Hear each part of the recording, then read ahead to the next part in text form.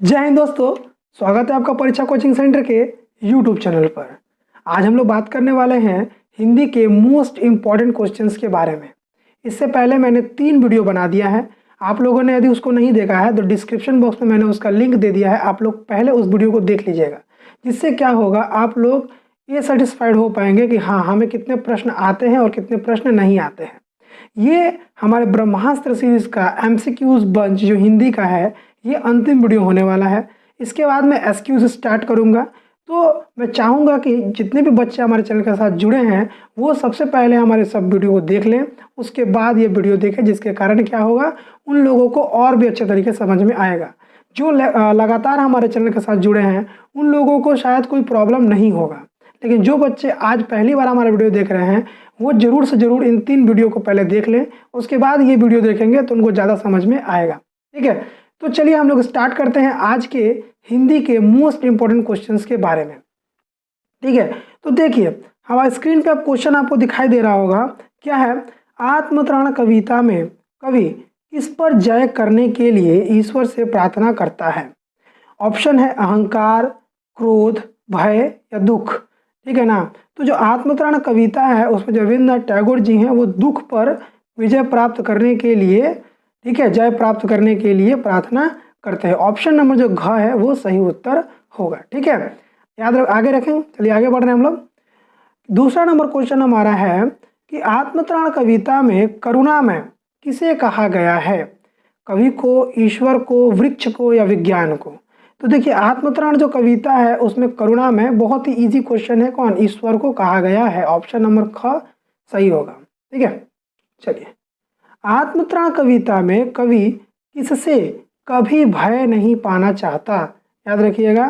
तो आंसर क्या होगा, क्रोध से, लोभ से, छल से या विपदा से?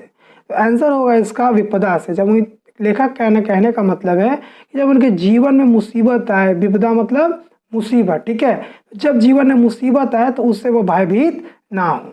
ठीक, चलिए चौथा नंबर क्वेश्चन है हमारा, जब देखो तब नौरंगिया क्या करती रहती है? ठीक है, बकबक, सोती रहती है, जांगर पीटती रहती है या गरीबों का रोना रोती रहती है? इसका आंसर होगा जब देखो तब नौरंगिया जो है वो जांगर पीटती रहती है। ऑप्शन नंबर ग जो है वो सही है। चलिए महाभारत में महाभयंकर धूमकेतु के इस नक्षत्र के पार पहुंचने पर भयंकर युद्ध होने की बात कही गई थी। ठीक है, कौन सा वो नक्षत्र है, नक्षत्र के पार होने पर भयंकर युद्ध की घोषणा का बात कहा गया है? ठीक है, अध्यय, पुष्य, वाल्य या केतु? ये कौन सा नक्षत्र थे? तो वो था पुष्य नक्षत्र। ठीक है ना, ऑप्शन नंबर जो ख है वो सही उत्तर होगा। चलिए छठा क्वेश्चन है हमारा, खगोलविदों ने अब तक धूमकेतु की कितनी कक्षा निर्धारित की है? 1000, 1500, 2000 या 3000? तो इसका सही उत्तर होगा हमारा 1500 कक्षा। ठीक है, 1500। चलिए सातवां क्वेश्चन हमारा, केतु का क्या अर्थ होता है? क्या अर्थ होता है भाई? राहु केतु, कादली, पताका या एक ग्रह? तो भाई साहब केतु का जो अर्थ होता है उसका अर्थ होता है पताका, पताका। ठीक है, केतु का अर्थ होता है पताका। चलिए आठवां क्वेश्चन हमारा, धूमकेतु परिक्रमा करते हैं चंद्रमा का, मंगल का, सूर्य का या पृथ्वी का? जो धूमकेतु है मेरे दोस्त वो सूर्य की परिक्रमा करता है। ऑप्शन नंबर जो ग है वो सही उत्तर होगा। ठीक है, चलिए पाश्चात्य ज्योतिष में धूमकेतु को कहते हैं सोनेट, कॉमेट, रॉकेट या सॉकेट? तो इसका जो पाश्चात्य ज्योतिष है वो उसे कॉमेट के नाम से जानते हैं। ऑप्शन नंबर जो ख है वो सही उत्तर होगा। अब 10वां नंबर क्वेश्चन, कॉमेट का अर्थ होता है, क्या होता है? कॉमेट, पुच्छल तारा, धूमकेतु या लंबे बालों वाला? 10 नंबर का जो उत्तर होगा, कॉमेट का जो अर्थ होता है भाई साहब वो है लंबे बालों वाला। ऑप्शन नंबर जो घ है वो सही उत्तर होगा। चलिए आगे बात करते हैं, बिएला का धूमकेतु कितने वर्षों में सूर्य का चक्कर लगाता था? ठीक है, 5 वर्ष, 9 वर्ष, 7 वर्ष या 11 वर्ष? तो जो बिएला का धूमकेतु है वो चक्कर लगाता है आपका 7 वर्ष में। कितना वर्ष में लगाता है? 7 वर्ष में। ठीक है, चलिए आगे बात करते हैं, अवधि पारंपरिक लोकगीतों में तथा चैती में किसका उल्लेख बार बार मिलता है? लोकगीत का, शहनाई का, लोक आस्था एवं पर्व का, लोक व्यवहार का। इसका सही उत्तर क्या होगा कि अवधि पारंपरिक लोकगीत में तथा चैती में हमें शहनाई का उल्लेख देखने को मिलता है। ठीक है, हम लोग जो चैप्टर पढ़े होंगे, कौन सा चैप्टर है? नौबत खाने में इबादत। ठीक है, चलिए आगे देखते हैं। इससे टकराकर लहना ने अंधे की उपाधि पाई। चाय वाली से, अंधी भिखारी से, नहाकर आती हुई वैष्णवी से या मोटी औरत से? तो नहाकर आती हुई वैष्णवी से लहना सिंह ने अंधे की उपाधि पाई थी। रंगैया की झोपड़ी के बाहर था क्या? चबूतरा, मंदिर, तालाब या अस्पताल? तो रंगैया का जो घर के बाहर था वो चबूतरा था। ऑप्शन नंबर क जो होगा वो सही उत्तर होगा। ना जाने वह किस आवेश में था, वह कौन सा सांकेतिक है? माने ना जाने वह किस आवेश में था, वह से कौन सांकेतिक है? माने किसको कहा गया है? लहना सिंह को, मास्टर साहब को, रंगैया को या भंबलदा को? ठीक है, तो याद रखिएगा ये ना जाने ये जो शब्द है ये रंगैया के लिए कहा गया है। ठीक है, चलिए रंगैया में किसके चप्पल ठीक किए? में एक्चुअली गलत हो गया यहाँ पर, रंगैया ने होगा यहाँ पे। क्या होगा? ये में नहीं होगा, यहाँ पर ने होगा। हाँ ठीक है, रंगैया ने किसके चप्पल ठीक किए? डॉक्टर साहब, वकील साहब, हेडमास्टर साहब या मास्टर साहब? तो ऑप्शन नंबर जो घ है वो सही उत्तर होगा। क्या? मास्टर साहब। चलिए 17वां नंबर क्वेश्चन देखते हैं। रंगैया के कितने बच्चों की मृत्यु हो गई थी? ठीक है, रंगैया के कितने बच्चों की मृत्यु हो गई थी? तो उसका आंसर होगा 3, 4, 5, 6। ठीक है, तो रंगैया के 4 पुत्र की मृत्यु हो गई थी और ये 5वां था रमन। ठीक है, चलिए साफिया चलने को प्रस्तुत हुई तो कस्टम अधिकारी ने क्या कहा? जामा मस्जिद की सीढ़ियों पर मेरा सलाम कहना, लाहौर आते जाते रहना, लाहौर उनका भी वतन है, ढाका की बहुत याद आती है। इन चारों ऑप्शन में से जो कस्टम अधिकारी था वो हमें बताना है कि क्या कहा था। उसका आंसर होगा जामा मस्जिद की सीढ़ियों पर मेरा सलाम कहना। चलिए कस्टम अधिकारी ने नहीं है, साफिया से कहा नहीं। एक्चुअली क्वेश्चन यहाँ पे गलत हो गया है। क्वेश्चन क्या होना चाहिए यहाँ पर? कस्टम अधिकारी ने साफिया से क्या कहा? कस्टम अधिकारी ने, यहाँ पर होगा ये गलत है। कस्टम अधिकारी ने, ठीक है, साफिया से क्या कहा? तो आंसर हो गया क्या है ये? बाकी सब रास्ता रफ्ता रफ्ता ठीक हो जाएगा, हिंदुस्तान और पाकिस्तान के बीच दूरी बढ़ेगी, शांति का मार्ग बहुत ठीक है, या लिखा है बम्बार का सिद्धांत गलत है। ठीक है, तो इसका सही उत्तर क्या होगा? बाकी सब रास्ता रास्ता ठीक हो जाएगा। ठीक है, कस्टम अधिकारी ने साफिया से क्या कहा था कि बाकी सब रफ्ता रफ्ता मतलब धीरे धीरे सब ठीक हो जाएगा। ठीक है, चलिए सोफिया के सामने जब जांच कस्टम अफसर किस रेलवे प्लेटफॉर्म पर कर रहे थे? मतलब जो बैग की जांच है वो किस रेलवे प्लेटफॉर्म पर कर रहे थे? अमृतसर, अंबाला, चंडीगढ़ या लुधियाना? तो अमृतसर जो स्टेशन था वहीं पर बैग की चेकिंग हो रही थी। ठीक है, चलिए 21 नंबर क्वेश्चन देखिए। मोहब्बत का यह तोहफा चोरी से नहीं जाएगा। ठीक है, यह किस तोहफे की बात हो रही है? फलों की टोकरी की, कीमती कपड़ों की, लाहौरी नमक की या इनमें से कोई नहीं? जैसा कि हम लोगों ने नमक चैप्टर पढ़ा है तो वो होगा लाहौरी नमक की। ठीक है, चलिए आगे बात करते हैं। भंबलदा मेट्रिकुलेशन का फॉर्म कितनी बार भरा था? भंबलदा ने 5 बार, 7 बार, 8 बार या 1 बार? ठीक है, तो इसका सही उत्तर क्या होगा? इसका सही उत्तर होगा 5 बार। ठीक है, क्या उत्तर होगा इसका सही उत्तर? इसका सही उत्तर होगा 5 बार।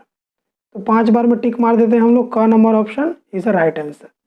चलिए अशोक दा भंबलदा से कितने वर्ष बड़े थे? 5, 2, 8 या 1? तो इसका सही उत्तर क्या होगा? इसका सही उत्तर होगा 2 वर्ष। ठीक है, जो अशोक दा थे वो भंबलदा से 2 साल बड़े थे। 24वां क्वेश्चन है हमारा। हीरामन की तीसरी कसम क्या थी?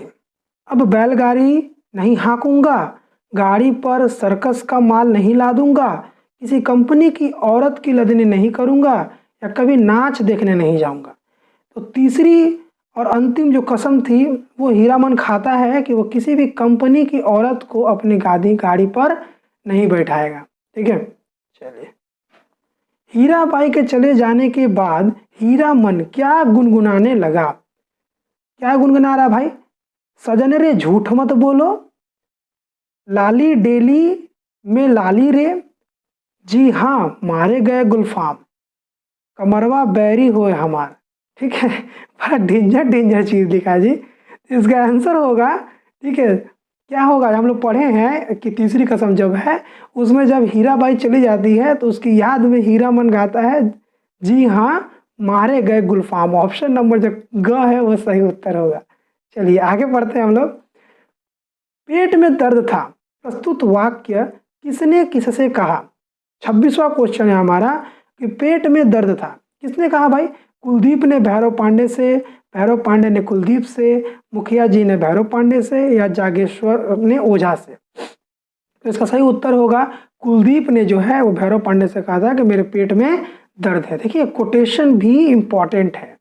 ठीक है, याद रखिएगा इस साल के लिए जो इतने भी कोटेशंस है किसने किससे कहा, इसलिए मैं बार बार बोलता हूँ कि आप लोग यदि किताब को फॉलो किए हैं तो मैं गारंटी देता हूँ कि आप एक भी क्वेश्चन छोड़ कर आने वाले नहीं है। ठीक है, चलिए आगे पढ़ रहे हैं हम लोग। 27वां क्वेश्चन हमारा है, कर्मनाशा की हार के लेखक कौन है? Doctor Kashinath Singh, doctor Kedarnath Singh, doctor Shivmangal Singh, या डॉक्टर शिव प्रसाद सिंह? ठीक है, तो जो कर्मनाशा की हार है इसके लेखक का नाम है doctor Shiv Prasad Singh. Option number घ सही उत्तर होगा। ठीक, हमें आशा है कि हमारे द्वारा किया गया कार्य आपको अच्छा लग रहा है। तो यदि आपको अच्छा लग रहा है और चाहते हैं कि इसी तरह हम लोग आगे मेहनत करते रहें तो हमारे वीडियो को जितना ज़्यादा हो सके उतना ज़्यादा शेयर करें। यदि आप लोग हमारे चैनल पर नए हैं तो चैनल को सब्सक्राइब कर लें, बेल आइकन को दबा देंगे जिसके कारण वीडियो का आने वाला नोटिफिकेशन आपको जल्द से जल्द मिल जाएगा। और इसी तरह लगन से पढ़ें और अपने माँ बाप का नाम रोशन करें। तो इसी के साथ मैं आगे क्वेश्चन पढ़ता हूँ। 28वां क्वेश्चन हमारा है कि सब कुछ गया वह बुदबुदाए, वे कौन थे? मुखिया जी, भैरव पांडे, सोखा, या ईर्षु भगत? तो इसका आंसर क्या होगा? भैरव पांडे। भैरव पांडे जो थे वही ये बुदबुदा रहे थे। ठीक है ना, चलिए याद है ना कौन है? भैरव पांडे होगा। हाँ, चलिए 29 नंबर क्वेश्चन देखिए, तुम गलत रास्ते पर पांव रख रहे हो बेटा, यह किसका कथन है? 29वां क्वेश्चन है हमारा। ठीक है, मुखिया जी, भैरव पांडे, विमल मल्लाह का, ठीक है, विमल मल्ला, ईश्वरी भगत, किसका कथन है ये? तो ये भाई साहब जो कथन है ये भैरव पांडे का है। ठीक है, तुम गलत रास्ते पर पांव रख रहे हो बेटा। चलिए 30वां क्वेश्चन हमारा, तुम मजेदार में लाकर छोड़ तो नहीं देगा। मजेदार हो गया है, एक्चुअली यहाँ पर प्रिंटिंग मिस्टेक है, मजेदार नहीं होगा, मझधार होगा। मझदार मैंने बीच मझधार होता है ना, वही। तुम मझदार में लाकर मुझे छोड़ोगे तो छोड़ तो नहीं दोगे। यह उक्ति है किसकी? फूलमती की, या फूलमती होगा यहाँ पर। ठीक है, यहाँ फूलमती होगा। पुतुरिया की, भैरव पांडे का, या इनमें से कोई नहीं? तो इसका जो सही उत्तर होगा फूलमती का। तुम फूलमती कहती है कि तुम बीच मझधार में लाकर मुझे छोड़ तो नहीं दोगे। ऑप्शन नंबर जो क है वो सही उत्तर होगा। 31वां क्वेश्चन है हमारा, अब रोने चली हो चुड़ैल, यह बात किसके द्वारा कही गई है? ठीक है, मुखिया जी द्वारा, ओझा के द्वारा, भैरव पांडे द्वारा, या जागेश्वर पांडे द्वारा? ठीक है, तो इसका सही उत्तर होगा भैरव पांडे द्वारा। भैरव पांडे ने ही कहा था किसको? फूलमतिया को। फूलमती और उसके बच्चों को कर्मनाशा की उफनती लहरों में फेंकने का निर्णय किसका था? ठीक है, गांव वालों का, विमल मल्लाह का, मुखिया का, या भैरव पांडे का? ठीक है, तो इसका सही उत्तर होगा मुखिया का। मुखिया जो था वो बोला था कि लोग को क्या करना चाहिए? गंगा जी में फेंक देना चाहिए। ठीक है, चलिए पढ़े होगे तो ऑब्वियसली आपको समझ में आ रहा होगा। अगर नहीं पढ़े हैं तो जरूर एक बार समय निकाल कर किताब पढ़ लीजिएगा। और क्वेश्चन तो हम लोग करा ही रहे हैं, आप लोग इसे अपनी कॉपी में नोट डाउन कर लीजिएगा। ठीक है, वीडियो को पॉज कर करके वीडियो को आराम से देख के आप लोग आराम से कॉपी में लिख लीजिएगा। और यदि आपको ज़रूरत होगी तो हम PPT फॉर्म में अपने टेलीग्राम चैनल पर इसको अपलोड कर देंगे। आप लोग हमारे टेलीग्राम चैनल को सब्सक्राइब कर सकते हैं, नीचे डिस्क्रिप्शन बॉक्स में लिंक दे दिया गया है। चलिए आगे बात करते हैं। 35वां क्वेश्चन है हमारा, मेरे जीते जी बच्चे और उसकी माँ का कोई भी बाल बांका नहीं कर सकता, यह किसका कथन है? कुलदीप का, मुखिया का, फुलमतिया का या भैरव पांडे का? तो इसका उत्तर होगा भैरव पांडे। ऑप्शन नंबर जो घ है वो सही उत्तर होगा। चलिए 34वां क्वेश्चन है, कल दिनाजपुर में कड़ा चला था पांडे जी, यह कथन का वक्ता कौन है? ठीक है, भैरव पांडे, जागेश्वर पंडित, यीशु भगत या कुलदीप? इन चारों में से ये किसका कथन है, ये हमको बताना है। तो देखिए, जो किताब पढ़ा होगा जानता होगा कि ये डायलॉग जो है ये यीशु बोलता है। ठीक है, ईशूरी भगत। ठीक है, तो ईशूरी भगत ये कहता है कल दिनाजपुर में कड़ा चला था पांडे जी, समझ रहे हैं। चलिए 35वां क्वेश्चन हमारा है, अर्पणा किस बैंक में काम करती थी? बैंक ऑफ अमेरिका, राष्ट्रीयकृत बैंक में, कोऑपरेटिव बैंक में या प्राइवेट बैंक में? तो अर्पणा जो है वो राष्ट्रीयकृत बैंक में काम करती थी। ऑप्शन नंबर ख इज द राइट आंसर।